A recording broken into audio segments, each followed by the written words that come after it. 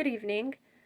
Today I will be the member of government in today's debate topic, which is the United States federal government should incrementally raise the minimum wage to $15 an hour by 2025. Before I get into the negatives arguments, I do want to remind you a couple of reasons that are essential as to why we should raise the minimum wage to $15 an hour by 2025. And from what the affirmative has said, is because the minimum wage of $7.25 leads to homelessness, and homelessness is bad because a lot of people die in America because of it. As a reminder, $7.25 is just not enough money for an individual to support themselves.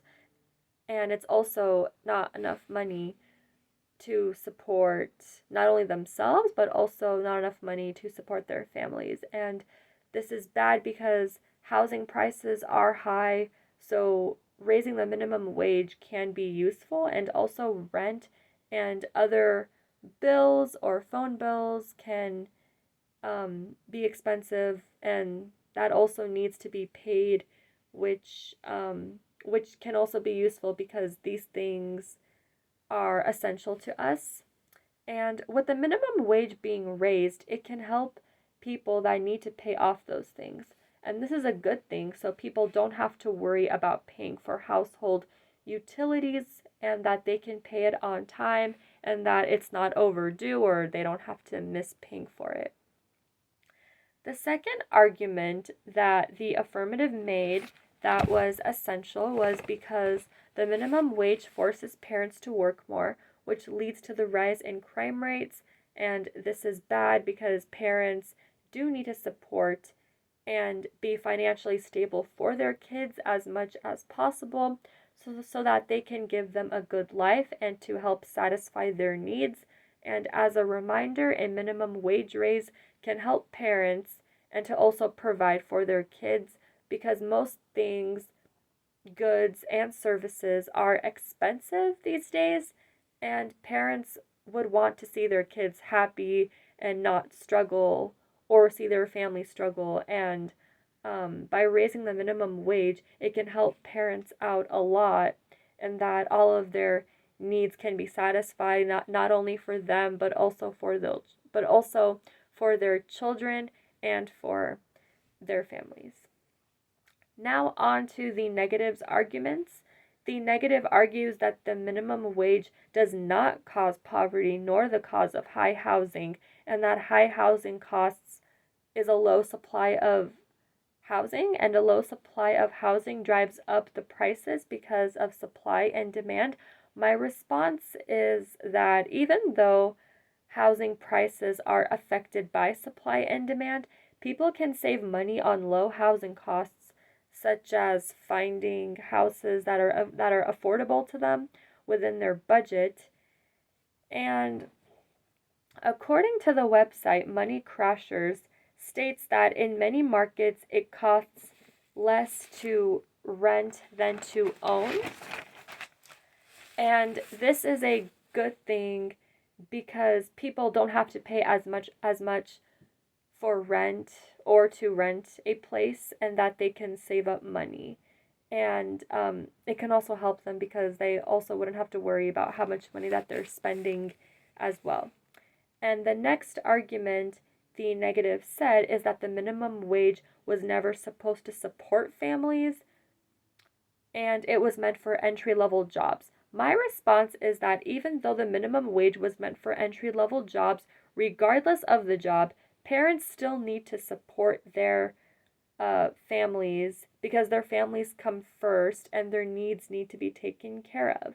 As far as parents having 2 to 3 minimum wage jobs and going back to school may be difficult for them, because not everyone can afford to go to college, and they may not be able to commute all the time.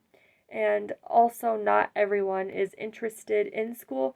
People would rather work a high paying job instead because it can help benefit them. And also with school, There's also the cost of textbooks and classes that all needs to be paid for, and not everyone can really afford that. So people would much rather work instead and make their money instead of going to school and spending money on that, because not everyone is interested in school.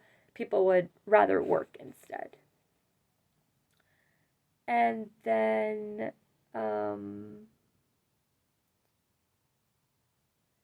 And then this is a good thing because parents can focus on their priorities. And then the next argument, the negative said, is that companies would have to make up this increase in salary somewhere, which means organic food prices are going to rise due to paying workers more money in the long run. My response is that people can choose alternative options of what kind of food they want for a decent price. And this is a good thing because they're not paying as much money. The next argument that the negative says is that minimum wage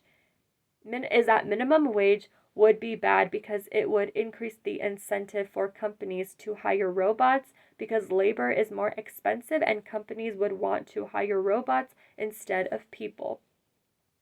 My response is that even though companies want to hire robots, an advantage a human has is better communication skills, because they can communicate very well. And this is good because communication is important and it helps people, and robots may not communicate as well as a human does. And the negative also says that a higher minimum wage means that we may kick certain people off benefits that they already earned. My response is that even though people receive benefits, a minimum wage increase can improve the productivity of a given firm's workforce, because higher wages um, can reduce the turnover. And this is a good thing because there will be less replacements. Lastly, the negative says that the increase in minimum wage to $15 an hour means that it's going to be harder to start a business, which increases the wage gap. If we do raise the minimum wage, people in small businesses would be motivated and they can help their businesses to grow and to be successful. And this is a good thing because they will have consumers at their businesses, and businesses will make money and it will eventually grow. And this concludes my speech as to why we should raise the minimum wage to $15 an hour. Thank you.